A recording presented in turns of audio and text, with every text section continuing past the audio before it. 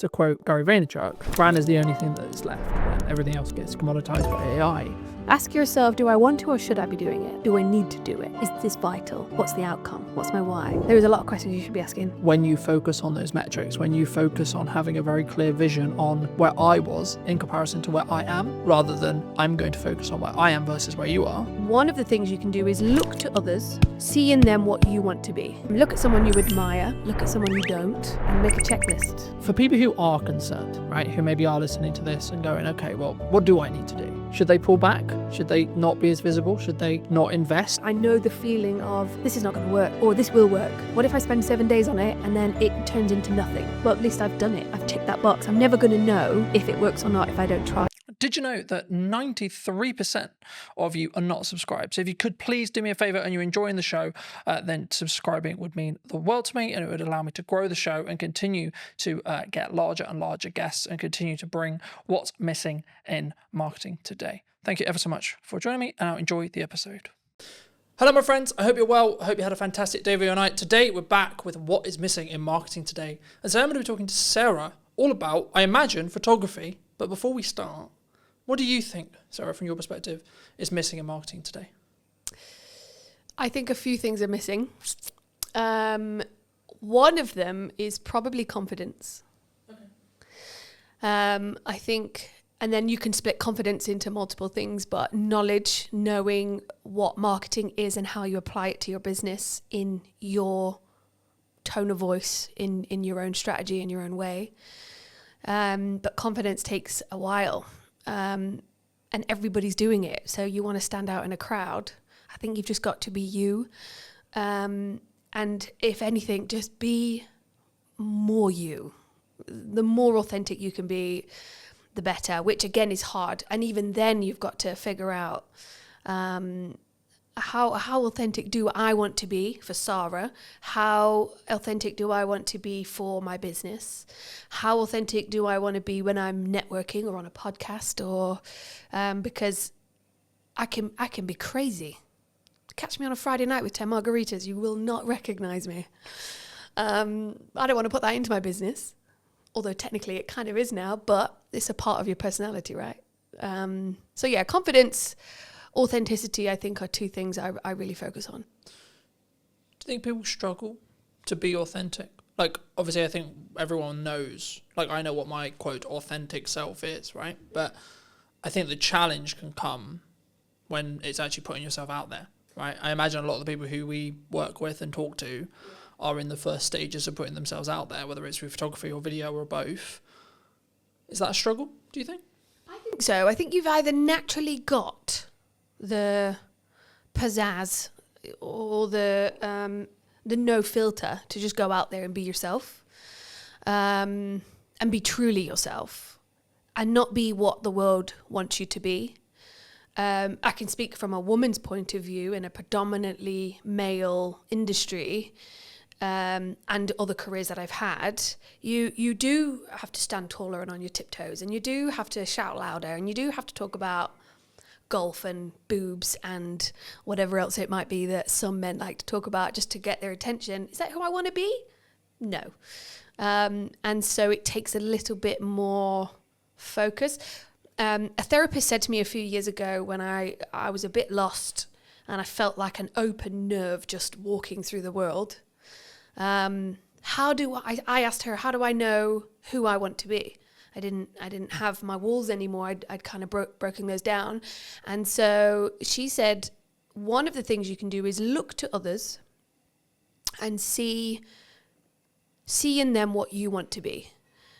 Look at someone you admire, look at someone you don't, and make a checklist. You know, I really like the way that she holds herself on stage and captivates an audience. So I really like the way that he listens and take that on board. Do I listen that good?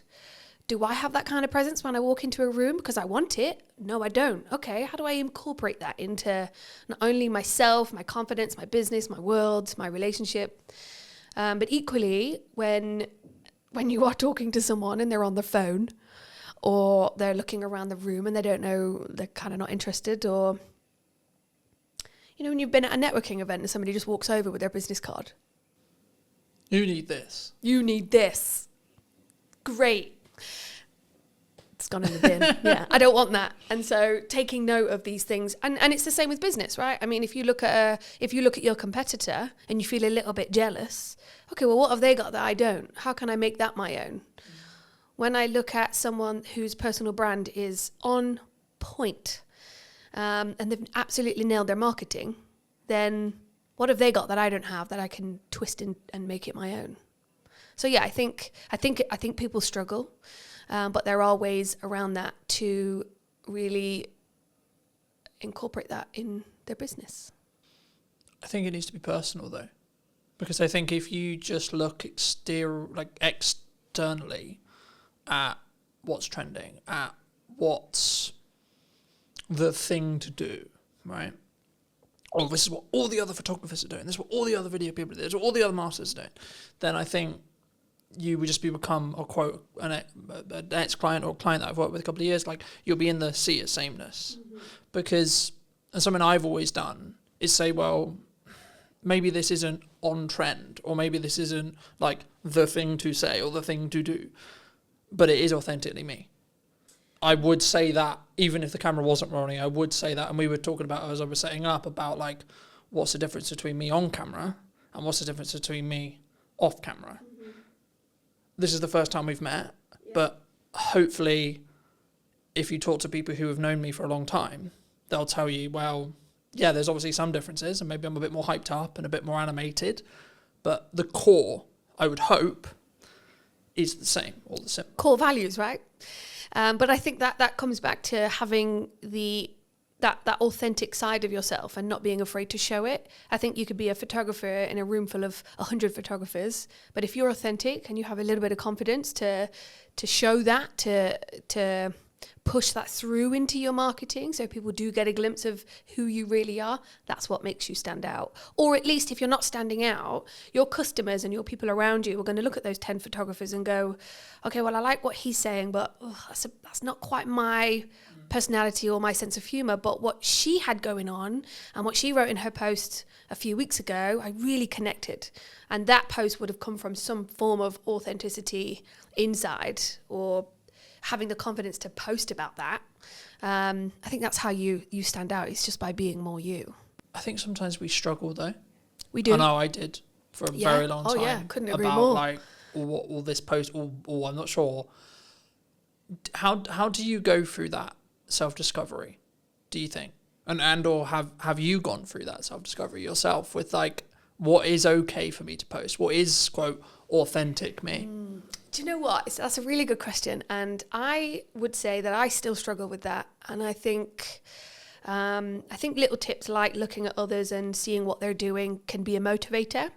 But one of the biggest things this last, I only relaunched 6 months ago. So the last 6 months, but also the last year and a half, I have gathered a group of women around me that are a reflection of what I'm doing or who I am. I'll hear them say, I loved what you said. Or I might have something and I'll go, not quite sure about this. Does that sound like me? And so I think having the right people around you, there's a saying or a quote that you are a reflection of. You're the sum of the 5 people you spend the most time with. And I love that. And I couldn't agree more. I think having the right people around you helps you find your voice, alongside ChatGPT. We'll get onto that. But also it reflects it back to you, right? I think test the lines as well. Don't be scared to put something out that you think is a little bit risque, or I'm dyslexic. So for me to sit there and write 10 posts is almost, it's impossible for me. And so that's how I use ChatGPT. I will write the keywords, the kind of essence that I want to go into my post, and it'll come back to me. And it'll be too salesy and it'll be too cheesy, and I'll tell it, no, I don't want it to be salesy. I don't want cheesy. I want more personality. I want it to be daring, a little bit more bold. And then I'll get it and I'll go, okay, cool. Then I'll change it and I'll add more of me into that.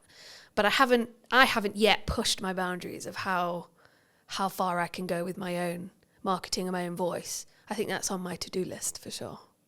Something that I found really interesting was the last couple of years, like since the rebrand of the show and since like really pushing the show again, a lot of people have been saying to me, AI is going to take our jobs, right?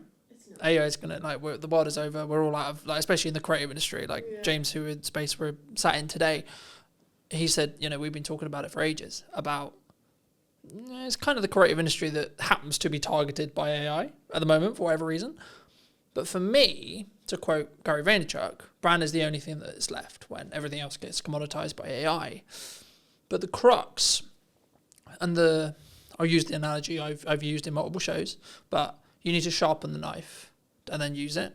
So you're still using it yourself. And that's kind of what you were describing there about, like, not just getting it to write your post. Yes, technically it's writing your post, but actually what you're doing is you're nurturing the AI to know what your tone is, and then the tonality will be the same.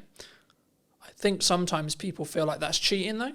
Do you especially as maybe a dyslexic, because we're both dyslexics, and I think it's not for me. I think if you've got some setbacks, some hold-ups, if everybody has a day where they're just blank, they've got brain fog, they've got a blank piece of paper in front of them and nothing's coming out, writer's block. I think if you had writer's block and you are an author and you go to chat and you say, I'm having writer's block, ask me 10 questions to get my juices flowing. Yeah, all right, I'm going to keep using it. I think use it to benefit you and your business, or your relationship, whatever it might be, but don't let it take over your brain. We don't want to dumb ourselves. I think if anything, it helps me find my voice, because when it does come back with something that I don't like, I'm not going to use it. But it does help me, especially being or having dyslexia, or if I'm writing anything. Words, I mean, this is why copywriters make such a good living. If you want more of a personalized experience and you want to actually sit with a human to really connect and get that story out of you, then go sit with a copywriter, go sit with an author. I think that human to human connection, that's never going to die. I think we're going to go for a phase of, yes, everything's AI, but there's never been a truer saying that people buy from people, right? I think that's also something that is filtered throughout my business for sure. No, I think that's really important. And I've seen kind of a step up. It was always there, especially after COVID. In-person events, people want to come in person. Like if I just look statistically, the show up rate for in-person podcast filming is going to be infinitely higher than on Zoom, right? But I also think even if you're not doing a high level of production, which is one of the reasons why I do it, I think you have a different energy. Yeah. And I think, for some interviews, it makes more sense to me to do Zoom, right? If I'm speaking to someone in America, Canada, Midlands, etc., it makes more sense. But wherever possible, if I can do in person, and the business can, at least for the short term or mid-term, pay for the podcast to exist, and it still gives me the marketing collateral, which means it's a justified, worthy spend, then actually it can be the bloodline or the flow or the pipeline filler or whatever you want to describe it as. I mean, you're obviously a strong photographer, I would say, from what I've seen and etc. Why does someone, because people have talked to me about, they're concerned about where the economy's going, which seems to be the age-old analogy for as long as I've been in business. Everyone's like, this. There's this government change, there's this coming, etc. So I sort of semi-ignore it because I'm like, there's always something. But for people who are concerned, right, who maybe are listening to this and going, okay, well, what do I need to do? Should they pull back? Should they not be as visible? Should they not invest? And should they not, work with the photographer, work with the marketing team, work with etc.? I mean, what would your view be on it? I'm a big fan of adapting. I did grow up with 10 boy cousins, so I had no choice but to adapt, being the youngest. I have a huge family, and it taught me that whatever scenario you're put in, adapt. So if you're starting a business, if you're running a business, if you've been in business 10 years and things are changing and it's overwhelming, take a minute and adapt. I think look at what you're doing, look at where you want to go, what feels icky. Just change it or adapt slightly, make a little change. I think one of the things that I've found relaunching is I don't have endless pots of cash to reinvest into my business. I'm just trying to pay my mortgage right now. So things like ChatGPT, things like Canva, which some designers will hate me for saying, but these are the things that are stepping stones to adapting, to reinventing our voice, our image, our brand. It is at our fingertips. And if you're not learning how to use those, you're going to be left behind, unless you've got a secret magic power of, I'm going to just stand on stage, be myself and talk and perform or entertain. I think people can do that. Or you're at home, you've got a laptop, you could take on the world, but you've got to adapt. And I think it takes step by step to get there. And there are tools out there, free, affordable tools that you can use. Shows like this are a fantastic opportunity to sit down, have a chat, let the audience get to know my thoughts and feelings. This is not rehearsed. I'm convinced I'm going to say something to mess it up, but you don't. You just carry on. I think you adapt and carry on. I want to build on, you just said how you're going to mess it up. Because I think that's really important in content, because people, they always think, I'm going to mess it up. Mm-hmm. Well, what can you? Although I'm really scared to mess up, I think it's the best thing you can do. Because isn't it learning? Yeah, 100%. Or falling forward or failing forward, as, it could be. Yeah, I think over the last 6 months, there's been things that I've spent days and weeks on, and I've thought, and in the moment, I know the feeling of, this is not going to work, or this will work. What if I spend 7 days on it and then it turns into nothing? Well, at least I've done it. I've ticked that box. I'm never going to know if it works or not if I don't try it. So I think we're all going to make mistakes, and I think it is scary, but also know that you're going to learn from it. And that is the best way to move forward, yeah. The best example that's very current in when we sit here today. Now, I'll keep in mind this episode will be a while before it comes out, but as we record it today, I'm a week out from my first in-person event that I've had to do on my own back. Now, that was a choice that I made about 3 months ago to say, I'm not going to partner with a networking group. I'm not going to fill the room magically. I'm going to do it. But what I'm also accepting is that it might be quite a small room for event one. And that's okay. And for me, I'm like, okay, that's actually a good thing. Like, I've gone through this interesting process the last couple of weeks going, yeah, but what if only 2 people show up? What if only 3 people show up? But actually, I'm like, hold on.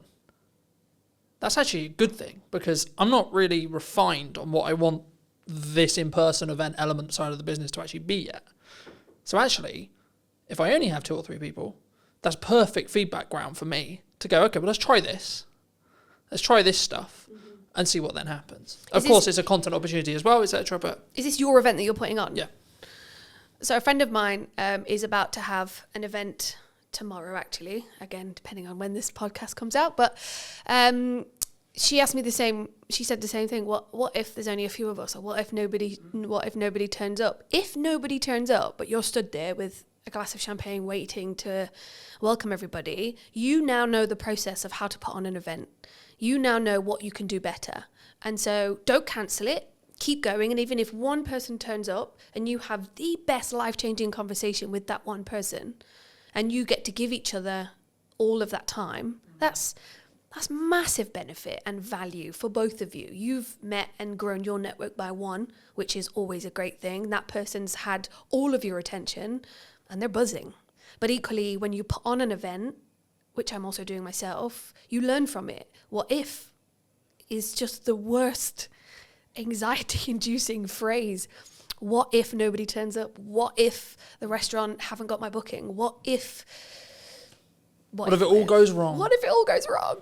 If it does go wrong, then fine. You'll be fine. It's going to be okay and you'll learn from it. Do you think that's why people don't do it, though? Fear? Oh, yeah, 100%. Fear like they go, I'm going to look like a dick.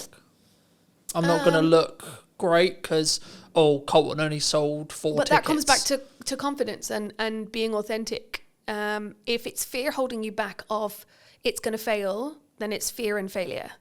Fear or failure. If it's something inside that's holding you back, then that's your confidence. That's stuff that you need to work on. There's a lot of psychology within business, and I think if you can do a little bit of work on yourself, if you can see an image of yourself that gives you the absolute confidence to take that next step, hire a photographer quick. No, I'm kidding. But it is that image. It's that visual representation of me doing it. Oh wow, I can do it. I also had my photography done 6 months ago, and I needed new images of me that represented me to help me move forward. But there was a tool that I needed to tap into.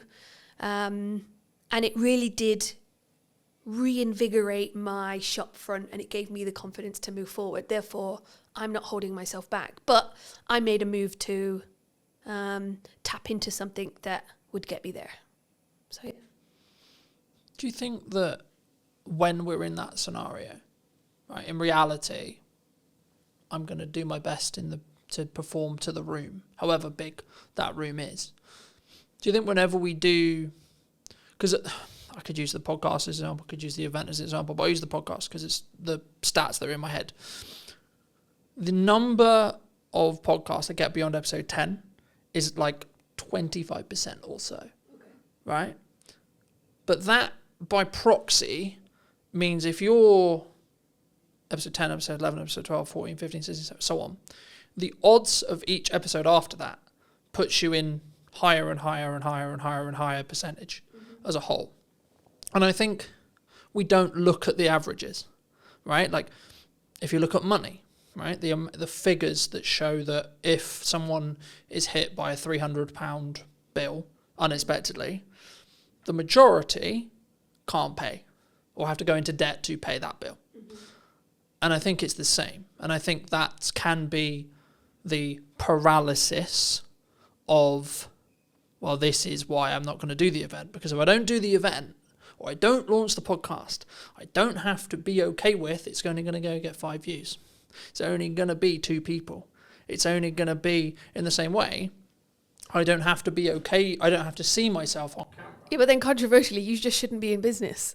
I mean, if you're worried that only 2 people are going to turn up, or if you're worried that I am going to fail and you're going to let that hold you back, then you're not a business. You're not a person in business. You could be working for somebody, but you've got to have some form of gumption to just move forward and do it, no matter what the consequence or the you can't live in fear and you can't catastrophize what's going to happen.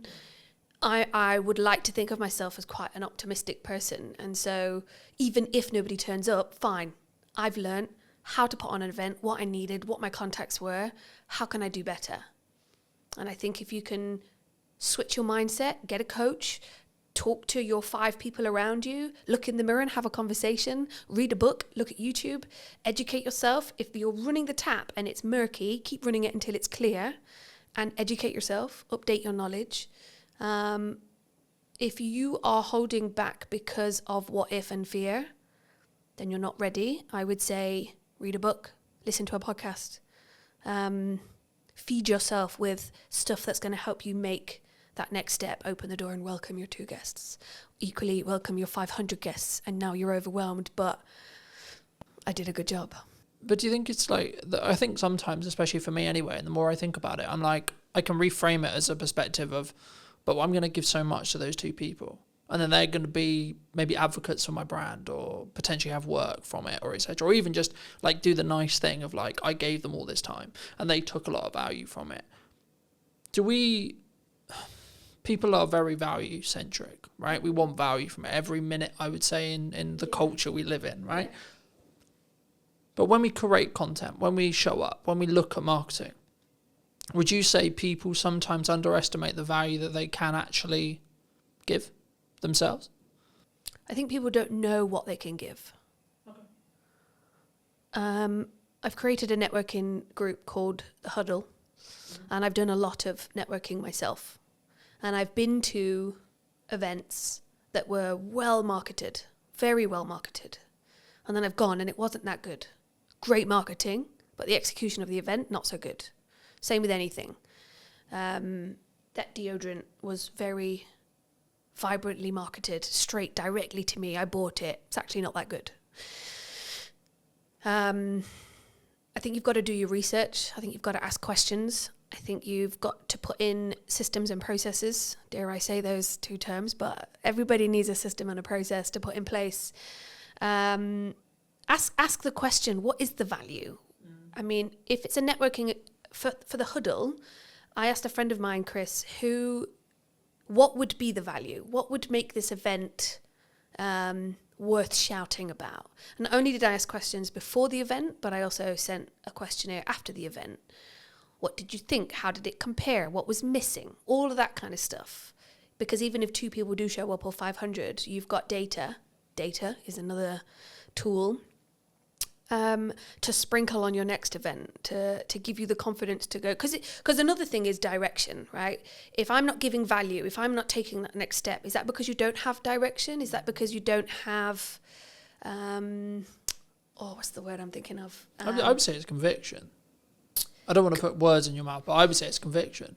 So I'm convicted to the event happening regardless of who shows up. Even if it's an empty room, I'll still give the presentation because I'm filming it as if it's 2 people, 5 people, 10 people, 15 people, 100 people, I'll show up the same.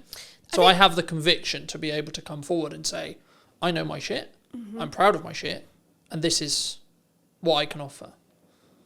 Yeah, I think conviction definitely plays a huge part. I think the word I was looking for is something to do with seeing where you want to go and what's your why. So at the end of this campaign, at the end of this event, at the end of your marketing XYZ, what does good look like? And then work backwards. That's always a really good way to do it as well. I think conviction helps get the job done, but you've got to have a vision. You've got to have a why. Why is, you've got to have a, why am I doing this? Why am I putting on this event? Why am I posting this?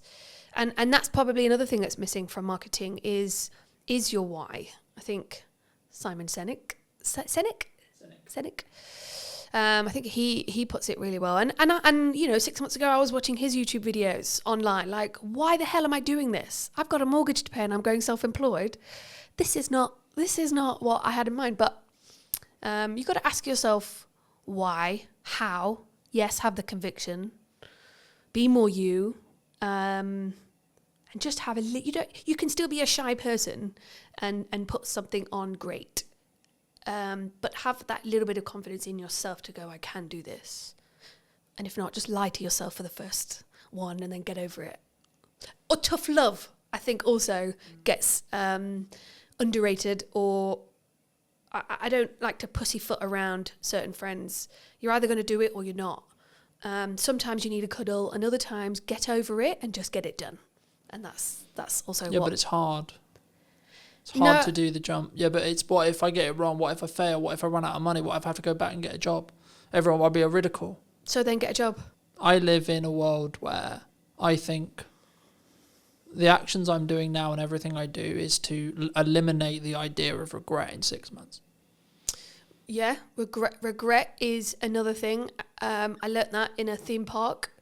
I left and I wished I would have gone on more rides. And I remember thinking, regret is horrible. I really wish I'd have gone on that ride because everybody came off like pumping. And I went on the medium one, but I didn't go on the big one. And I love that one. Why didn't I? What was it? What if I fall out? What if I die? What if I have a heart attack? Nah, it's just fear that's going to hold you back, isn't it? Well, you might have done, but actually. But see, I'm an optimist. I don't live like that. No, I'm not going to catastrophize what could happen. I'm going to almost manifest, or at least try and be. Of course, I want to sit here and say that I live in a happy-go-lucky kind of life, but of course, every single day I wake up and I go, "What am I doing?" Or "What do I do next?" Or "What is my direction?" I have to remind myself of what I wrote down 6 months ago.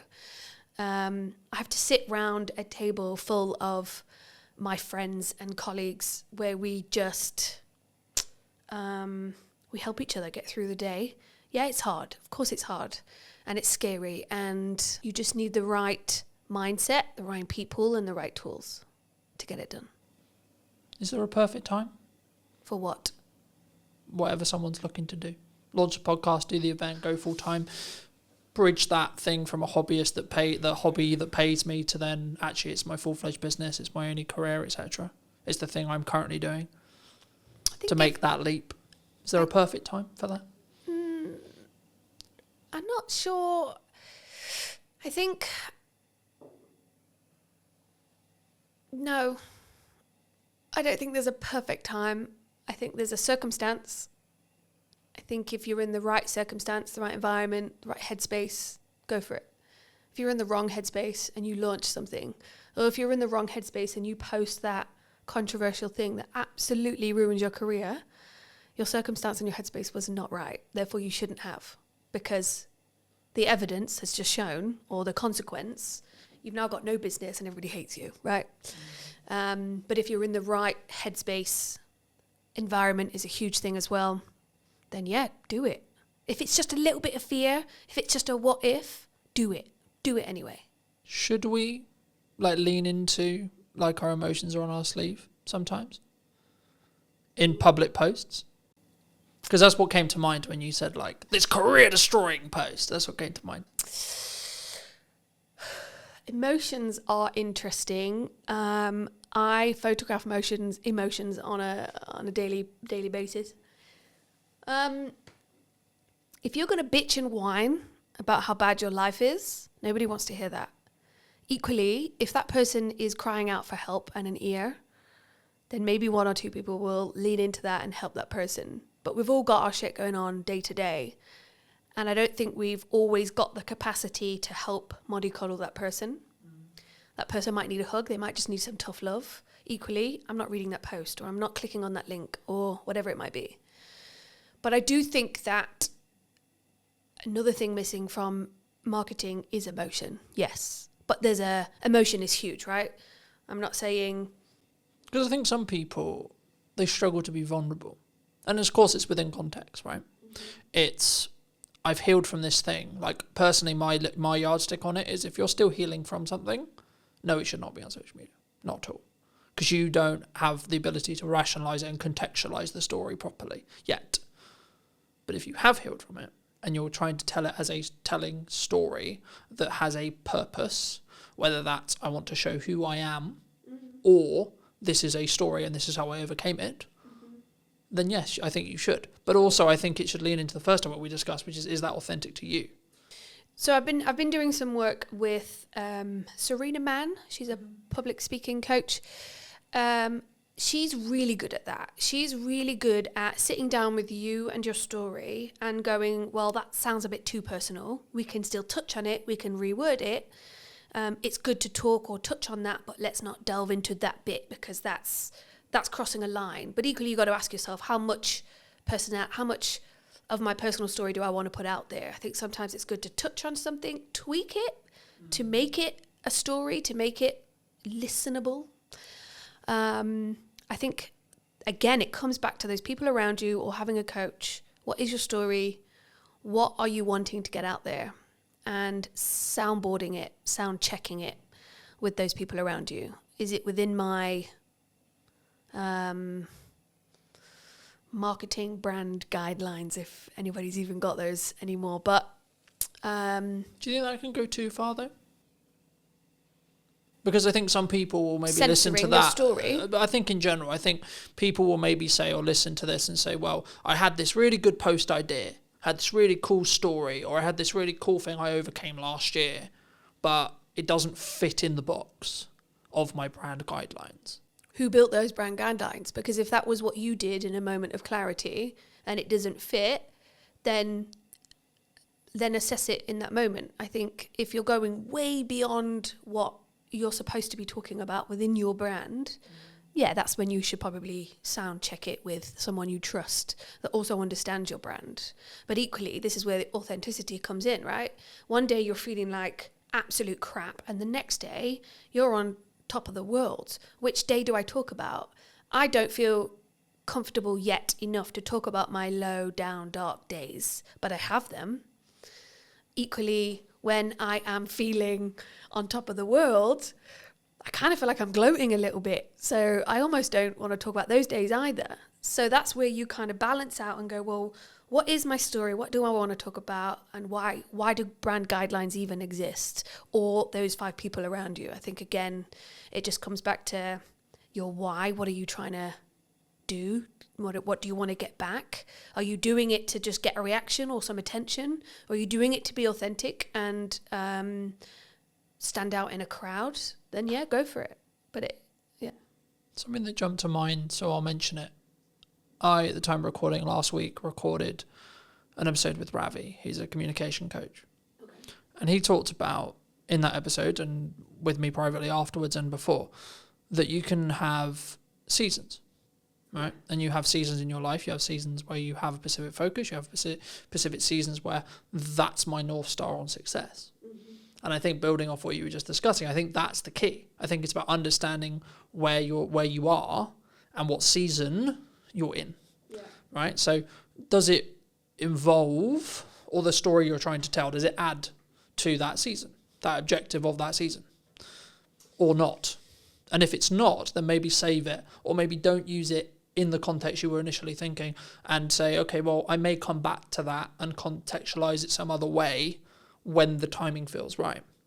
But also don't use, in my view at least, don't use that as a crutch to say, well, that's why I'm not going to do it. No, and I think, if you're going to build yourself a box, I wouldn't necessarily stick within it. I think it's okay to push those boundaries.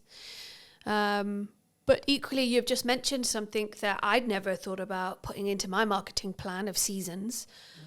Not at all. So actually, now watching this podcast back, somebody might go, actually, I do find that I have seasons, but that's because they've gone out of their way to watch a podcast and somebody's mentioned seasons and they go, actually, last month was really good. This month's not so much. That month's about this and that and so on. So yeah, I think have your seasons, have your strategy, try to stick with it. But if you feel really strongly that I want to talk about this, or actually I've got a new idea and I know this is going to be the thing that skyrockets my visibility or my business, then yeah, run with it. I don't think there should be, I think you need healthy boundaries, but when you put things in place that stop you taking that next step, yeah, that's something to be mindful of. For me, something which completely changed my marketing as a whole was actually limiting what I'm allowing myself to market, but also doing it in 3-month chunks. So 3-month chunks. So I talked about the event earlier. Mm-hmm. The event marketing stopped about a month ago at the time of recording. The event's next week. Okay. Now, some people would say, wow, your priorities have changed. Wow, the event's going to get cancelled, etc. No, the marketing did the job I needed it to do to get me to the point where I'm doing the event. Cool. But now I'm focusing on other things. And for me, I mostly took this from Alex Emosi, but again, you can take it from other people as well. I only allow myself 2, maximum 3 things per quarter to talk about. For as long as I have a podcast in the current format, one of those things will be the podcast.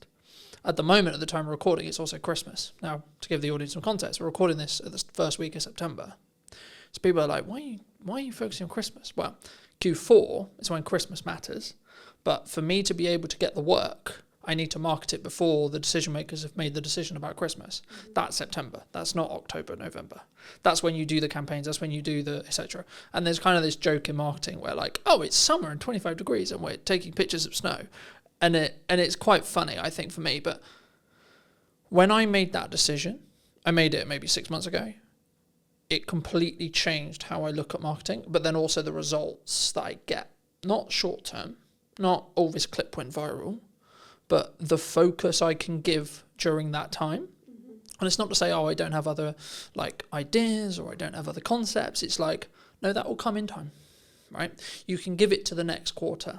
So I've already planned out what Q1 next year is going to be, but I'm not going to touch anything in Q1 yet because I'm very focused on what does Q4 look like for 2025. How did you learn all of that? By consuming and trying and getting it wrong, right? And do you think that's the right way that everybody should be working, or that just something that you found that works for you? I think it's me. Personally, I think it's me. Because I think it would be very arrogant of me to sit here and say, this is what you need to do for your marketing and your vision and your success. But what could work for everybody is go out there, get some knowledge and build something that works for you. I think we can teach the idea of consistent improvement, consistent learning. I think that's important. I think that's something that we should always look towards. Yes. But then we should stop. For people who are maybe on the fence about looking at visibility, looking at content, looking at photography, what would you say to them? And this can be more of a pitch for you in some ways. Well, it's interesting because the inquiries that I'm getting at the moment are personal branding is everything at the moment. And I think that is a really good thing to lean into, especially if it's something that is going to help you stand out in a crowd, or if there's 10 website designers, how do I choose the best one? Well, she looks like my kind of gal. Let me have a phone call with her. From that phone call, did it go well? Yes, great. Did that image get the job? Probably, because looking at that image, I related to that person. I think if you think about photography throughout history, it is what makes us make a decision. It is what makes us choose the pepperoni over the mushroom in a Domino's menu or whatever. I think photography is a massive skill, tool to have within your business. There's a lot of self-work that people are doing, and photography is an avenue to get that out, to give you the confidence to take that next step. But also company culture is a huge thing. How do we know who we're talking to when we pick up the phone to the plumber or the cleaning company or the recruitment company? Who am I talking to? Because yes, AI is there, but it's still people to people. So I want to know who I'm talking to. If I'm going to invest £100,000 or £500,000 with a financial advisor, who am I going to pick? Do I have to go to every single networking event to meet all of those financial advisors, to build the relationship, to then decide on who? And I can't. But why don't I go on the website and see what the website's saying? Why don't I go on their social media? Why don't I do what I can do first in 10 minutes on my phone and connect with somebody over an image? Now, that image could just be a headshot. It could just show me your face so that when we do meet for a coffee, I know who I'm looking for. Equally, it could be a bit more of a portrait. It could be an image that says, I'm into rugby and I've got kids and I love a coffee in the sunshine. That's the kind of guy I want to invest my money with. Or equally, I am looking for someone who will understand me, and I've got this huge shopping addiction. And I know that she has too. So let's just, because you want to connect, you want to invest your money with someone who you can connect and bond and grow with, especially if it's a long time investment. If I'm going to invest in a website, if I'm going to continuously do podcasting with somebody, I want to make sure that that's somebody, and you and I as an example, that we do connect, that we do get on, that this is a successful relationship moving forward. But how do I get there in the first place? And I think imagery can do so many things. Yes, images say 1,000 words and so on, but I think more than that, it's a reflection of what's going on. It doesn't necessarily need to be about you. It could be about the company that you've built. I got 30 team members. I want them all to be photographed, and then when it is on the website and when you do have it printed in a business magazine, I can be proud. I built that team, and the company culture is great, and that really comes across in the imagery, in the marketing. Imagery, design, marketing, web, all of that is integrated and helps you promote, helps build your personality of your business to get it out there. Or you have the same image on your LinkedIn that you had 10 years ago sitting on a beach with a cocktail. One or the other, I'd say. If someone is looking for a marketer, videographer, cleaner, plumber, etc., but especially when you look at brand or either brand work or marketing work, like what they're actually going to be doing, do you think it's specifically about the person and making sure that I connect with you and that's why I'm going to hire you as a photographer? Do you think? I can't speak for everybody else, but that's how I do it. I do have a plumbing company that I use, JPS. I've got a relationship with Jamie, so I will go to him. I've got his number in my phone and I will call him. Have you got anybody that can come out? My boiler's just broke. I wouldn't pick up the phone and call. I wouldn't Google if I already know that Jamie's my go-to guy. Equally, I do have a videographer that I go to regularly. I'm not going to Google that if I've already got that contact. So I've built that relationship with those people that will help me maintain my little black book, that will be there in a pinch when I need help. And equally, I'd hope that they've got my number saved when they need a bev at 5 o'clock or a game of shuffleboard down at the Dell. Or maybe they need their whole team photographing and I'm their go-to gal. So, but I guess I've spent the time building relationships over the last 4 years with local business owners, and there are lots of other photographers out there, of which I have also used. So I think collaborating and, again, showing who you really are, making those connections, helps you build a network, which helps you build your business. Are you locked into those people forever, though? Do you think? No, and I don't think that those people would be offended if I went elsewhere. If, as an example, Jamie was really busy, then yeah, I'd either say, well, is there anybody else you'd recommend? Or I'd go, yeah, to my girl group. Has anybody got a plumber I can use? Or then I'd go to Google. If I'm looking for something more personal, maybe a product, maybe a restaurant, maybe a holiday destination, I'm going to Instagram and I'm going to type in what I'm looking for. And I want to see visually what it is I'm going to pick, buy, and so on. What credibility is behind those images? What are people saying? What's their Google rating? What's Trustpilot saying? On my group chats, has anybody been to this restaurant? And so it's that feedback that you get from people that helps you make that decision. So yeah, I think relationship building gets you where you want to go, helps you build you as well. Photography is a tool that helps you capture who you really are, what the product really looks like. If you can look at an image and go, my God, I can almost smell that. Is that the person that put the flowers next to the candle? Or is it the photographer directing, or the creative director? Like, there's a whole team of collaboration that puts an image together that helps you portray a person. Or, I mean, straight into my head, I've just got Coca-Cola, not the can, and not a branded glass, but it is a clear glass with just Coke streaming into it and it's all fizzy. We instantly go, Coca-Cola, I'm thirsty and I want a Coke Zero. Yeah, I'm going to go get that. But it was an image that helped me salivate and want a can of Coke or a burger or whatever it might be. So yeah, I think it's powerful. Do you think that's why, like for me, whenever all I get from that feedback is like, you have to front load your marketing 3 to maybe 6 months before you want the action? And I think that's sometimes what people get wrong, especially when you're starting out. I think I know I was privy to it as well. You didn't, in my early years, I didn't financially plan well enough so that I knew I had 3 months worth of runway. So actually I can see the problem 3 months out. Or I didn't specifically focus on my marketing. So it was maybe a bit more scattergun than it should have been.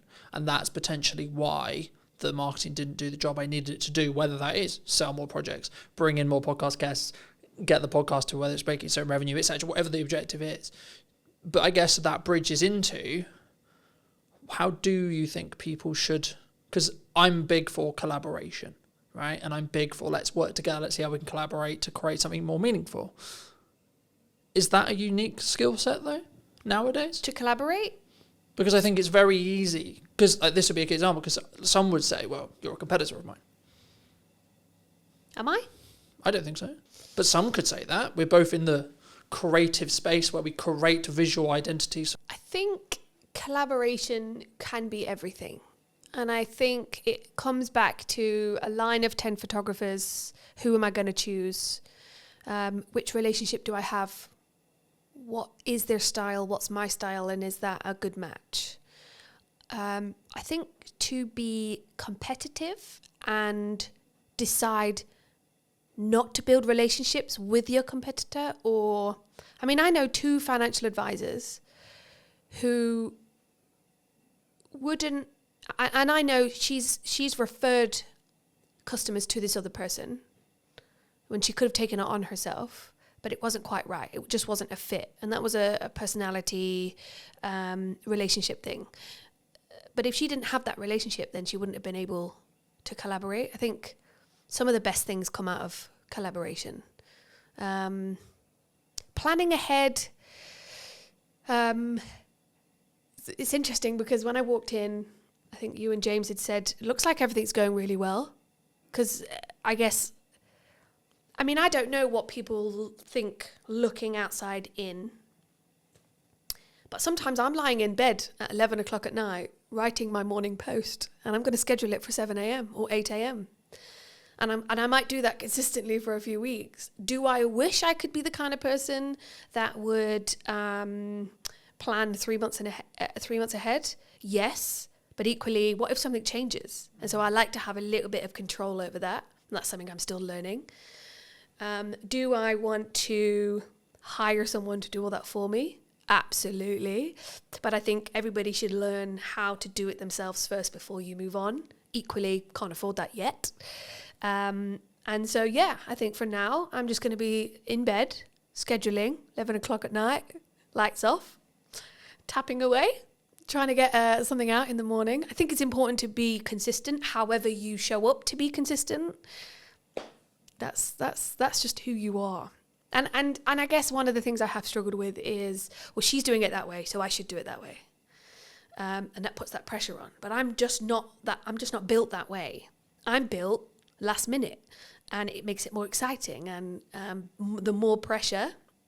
I used to work on cruise ships for 6 years. You don't have time. Time is not a thing. Location is not a thing. You show up and you get the job done. You live, you work, you play in the same place. And those things just need doing there and then. So I guess that's the way that I've learned. How did you learn? How did that person learn to... I've got a friend, Rel. A lot of people watching this might know Rel. She is organised. She plans. It's just built within her, you know? I'm not that person. I'm not at all, but I can walk into a room of 500 people and introduce myself. But I can't plan. It's just not my thing. And consistency, I hate that word, but it is probably one of the key elements of success within marketing, because your customers want to see consistency. Coca-Cola don't sell those cans if they aren't consistently putting on billboards, right? So there's such an array of things that we should be doing. What do you actually want to do?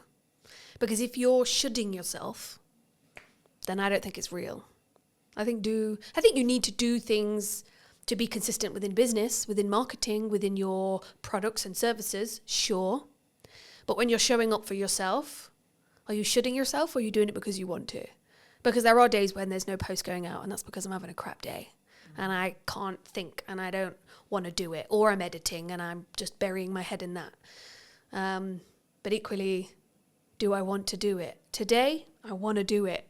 Today, I wanted to do this podcast. So I showered, I straightened my hair, I put my best blazer on, and I came and I'm doing my thing. So ask yourself, do I want to, or should I be doing it? Do I need to do it? Is this vital? What's the outcome? What's my why? There is a lot of questions you should be asking. Or should yourself? There is a lot of questions you could be asking yourself to get to that next step and be consistent, or just show up for you. Be online. I think the important point for maybe someone to leave with as we finish this episode is to do you v you, right? Because I think so many times, and something I've always focused on is, where was I a year ago, and am I better in my subjective terminology of that than where I was a year ago? That could be how much I've turned over this year. That could be how many podcast episodes I've done, how many views I've got, etc., etc., etc., etc. Right? And I think when you focus on those metrics, when you focus on having a very clear vision on where I was in comparison to where I am, rather than I'm going to focus on where I am versus where you are, it allows you to be more open to open collaboration with other colleagues, other people in your industry, or other clients that are correct for you, but also potentially having the right attitude or point of view to say, actually, no, this person isn't for me. But you know who it would be you would be really a good fit for? This person over here. Because I have that relationship. I know who their best fit is. And I've passed on work to other people because I think they're a better fit. Yeah, I could have quoted the work. Yeah, I could have done the work. But would I have served that person better or as good as the person over here? Maybe not. For those people who have maybe enjoyed this conversation and want to connect with you, see some of your work, see some of your consistent content, where's best for people to reach out for you? LinkedIn is a good platform. That's my most used platform. So yeah, definitely come connect, comment, see what I'm up to on there. And I'm always happy to have a chat, a coffee, or you will catch me at the Dell on the shuffleboard. So yeah, come down and say hi. Thanks so much for the time. And if you were going to speak to you 10 years ago, what advice would you give that person? Ooh, 10 years ago, I just left ships and I thought I could do business and I couldn't. Educate myself. Surround yourself with those that you want to learn from is what I would say. Thank you so much for the time. Thank you very much. And if you did enjoy this episode and you would like to see more like it, I'd love to hear what you think in the comment section down below. And why not be subscribed so you do not miss next week, where I'll be back with what is missing in marketing today. Thank you ever so much for coming back and joining me, and I'll see you very, very soon.